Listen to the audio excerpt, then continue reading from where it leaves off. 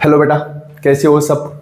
तो आज अपन एक छोटा सा टॉपिक स्टार्ट कर रहे हैं, cube root of unit digit. Cube root of unit digit क्या होगा कि अपने पास suppose that x equal to क्या है 1 की पावर 1/3। हमें इसको सोल्व करना है, ठीक है। हम इसको और क्या लिख सकते हैं बेटा, x equal to x cube is equal to 1 और लिख सकते हैं x cube minus 1 equal to 0। इसको देखते हैं तो एक क्यूबिक इक्वेशन बनती है, और जैसे ही क्यूबिक इक्वेशन बनती है बेटा अपने पास, तो इसके कितने रूट आने चाहिए, 3 रूट आने चाहिए। अब वो 3 रूट क्या क्या होंगे, तो अगर हम इसमें आइडेंटिटीज लगाते हैं a cube minus b cube equal to 0, तो यहाँ से अपने पास आइडेंटिटी लगाएंगे तो x minus 1 x square plus x plus 1 equal to क्या बनेगा, 0 बनेगा। तो यहाँ से अपने पास एक रूट क्या मिल रहा है बेटा, यहाँ से x माइनस 1 इक्वल टू 0, तो यहाँ से x की वैल्यू क्या मिल गई 1, और बाकी 2 रूट कहाँ से मिल जाएंगे अपने पास, इस इक्वेशन से x square plus x plus 1 equal to 0। तो जब यहाँ से सोल्व करते हैं तो x की वैल्यू यहाँ से क्या जाएगी अपने पास बेटा, -1 minus b plus minus root of b square 1 minus 4 divide by 2a। तो हम सिद्धाचार्य फॉर्मूला यूज कर लिया। तो यहाँ से x की वैल्यू आ रही है बेटा अपने पास -1 plus minus root 3 divide by 2, ठीक है। यहां तक अपन अब अंडर रूट के अंदर अपने पास नेगेटिव नंबर आता है, तो नेगेटिव नंबर तो वो किसको रिप्रेजेंट करता है अपने पास, आयोटा इमेजिनरी नंबर को। तो यहां से अपने पास x की वैल्यू क्या आ रही है बेटा, -1 प्लस माइनस, और इस -1 को क्या लिखेंगे आयोटा स्क्वायर, आयोटा को बाहर निकलेंगे तो ये क्या आ जाएगा अपने पास √3 आयोटा डिवाइड बाई 2। इसका मतलब अपने पास यहाँ से x के कितने आंसर आ गए बेटा, 2 आ गए। x equal to -1 plus iota √3 divide by 2, और एक x की वैल्यू क्या आ गई बेटा अपने पास -1 माइनस आयोटा √3 बाई 2। ये 2 रूट आ गए अपने पास, और एक रूट अपने पास यहाँ पे था। तो अपने पास क्यूबिक इक्वेशन थी, तो कितने रूट आ गए बेटा इसके, 3 रूट आ गए। लेकिन जब इन 2 रूट्स को देखते हैं, और अगर अपन ये मान के चले कि अगर अपने पास d लेस देन 0 आता है, तो उस इक्वेशन के 2 रूट आएंगे, और दोनों रूट हमेशा क्या आएंगे, कॉम्प्लेक्स नंबर में आएंगे, और दोनों एक दूसरे के क्या होते हैं बेटा, कॉन्जुगेट नंबर होंगे। कॉन्जुगेट का मतलब कि अगर मेरे पास ये नंबर z है, तो ये नंबर क्या हो जाएगा बेटा, z बार होगा।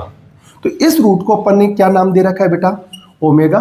तो ये रूट अपने पास क्या होगा, ओमेगा बार भी हो सकता है और ओमेगा स्क्वायर मिल सकता है अपने को, क्योंकि ये दोनों रूट एक दूसरे के क्या होंगे, कॉन्जुगेट होंगे। जब मैं अगर इसको आगे आइडेंटिटीज को सोल्व करते हैं, और जब मैं ओमेगा डॉट ओमेगा स्क्वायर को मल्टीप्लाई करता हूँ, इन दोनों रूट्स को मल्टीप्लाई करता हूँ, तो a plus b a minus b, तो यहाँ से ओमेगा की पावर 3 इक्वल टू क्या मिलेगा बेटा, 1। इसका मतलब अपने पास ओमेगा की पावर 3 इक्वल टू 1 है। तो अगर मैं आपसे पूछूं बेटा ओमेगा की पावर 6 कितना होगा, तब भी आंसर क्या आएगा अपने पास बेटा, 1 आएगा। मतलब ओमेगा की पावर अपने पास अगर बेटा 3n है, और n belongs to natural number है, तो इसका रिजल्ट हमेशा क्या आएगा बेटा, 1 मिलेगा। ओमेगा की पावर अगर 3 के मल्टीपल में है, तो इसका रिजल्ट हमेशा क्या आएगा, 1 आएगा। और अगर अपन इसको तीनों रूट्स को अगर ऐड करते हैं, 1 प्लस ओमेगा स्क्वायर को अगर ऐड करते हैं, इन दोनों रूट्स को अगर ऐड करते हैं, और यहाँ पे 1 ऑलरेडी है अपने पास, तो 1 प्लस ओमेगा स्क्वायर करते हैं, तो उसका रिजल्ट हमेशा क्या आएगा बेटा, 0 आएगा। प्लेन पे अगर तो ये देखते हैं कि यहाँ से एक ट्रायंगल बनता है, और वो ट्रायंगल कौन सा बनता है, सबसे मोस्ट क्वेश्चन वहाँ से बनने वाला है बेटा, कि यहाँ से अगर मैं बोलूँ आपको कि cube root of unit digit है, इसके कितने रूट है, 3 रूट है। और अगर तीनों रूट्स की बात करें अपन, तो वो तीनों रूट अगर अपन किसी आर्गन प्लेन में रिप्रेजेंट करें, तो वो रिप्रेजेंटेशन कहाँ कहाँ पर होगा, कि अगर मैं बोलूँ बेटा कि x cube minus 1 equal to 0, इसके 3 रूट है अपने पास, x इक्वल टू 1 ओमेगा और ओमेगा स्क्वायर। जहाँ मैंने ओमेगा को क्या बोला बेटा, -1 प्लस आयोटा √3 बाई 2, और ओमेगा स्क्वायर को क्या बोल दिया बेटा मैंने, -1 माइनस आयोटा √3 बाई 2। तो अगर मैं इसको आर्गन प्लेन में अगर रिप्रेजेंट करता हूँ बेटा, तो 1 ये कॉम्प्लेक्स नंबर कहाँ पर रिप्रेजेंट होगी, यहाँ पे। इसको Z1 मान लेते हैं, और Z1 क्या बनेगा अपने पास बेटा, 1 प्लस 0 आइटा, ये इसका रिप्रेजेंटेशन यहाँ पे होगा।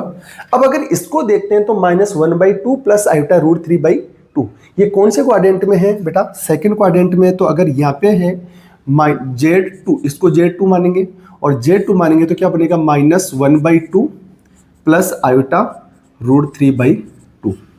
और ये नंबर इसका कॉन्जुगेट है। कॉन्जुगेट क्या होता है? रियल एक्स एक्सिस में उसकी इमेज। तो ये इसकी अगर इमेज बनाएंगे तो ये इमेज यहाँ पे बनेगी कि नहीं बनेगी? ये इमेज बनेगी अपने पास Z3, और Z3 होगा अपने पास बेटा -1 माइनस आयोटा √3/2। ठीक है, अगर इन तीनों को मिलाते हैं बेटा अपन, तो यहाँ से अपने पास एक ट्रायंगल निकल के आता है, और वो ट्रायंगल कौन सा ट्रायंगल बनेगा ये ध्यान रहे। तो अगर अपने पास Z1 और Z2 की अगर डिस्टेंस निकालते हैं, ये दोनों की डिस्टेंस निकालते हैं डिस्टेंस फॉर्मूले से, क्योंकि यहाँ पे एक पॉइंट आ गया अपने पास 1,0, यहाँ पे पॉइंट आ गया -1/2, √3/2, और यहाँ से पॉइंट है अपने पास बेटा -1/2 और -√3/2। इन दोनों के बीच की डिस्टेंस निकालते हैं, तो डिस्टेंस निकाल के देखोगे तो डिस्टेंस क्या आ जाएगी बेटा अपने पास? √3। यहाँ से भी डिस्टेंस कितनी है बेटा? √3, और यहाँ पे भी डिस्टेंस कितनी है? √3। आप निकाल के चेक करोगे तो इसकी डिस्टेंस कितनी है? √3, √3, √3। इसका मतलब ये कौन सा ट्रायंगल होगा? इक्विलेटर ट्रायंगल होगा। और अगर ये इक्विलेटर ट्रायंगल है तो नेक्स्ट क्वेश्चन ये भी पूछा जा सकता है कि अगर cube root of unit digit के जो cube root of unit digit है उससे जो ट्रायंगल बन रहा है उसका एरिया क्या होगा? तो एरिया क्या होता है बेटा? इक्विलेटर ट्रायंगल का एरिया क्या होता है? √3/4 साइड स्क्वायर। हाँ या ना बेटा?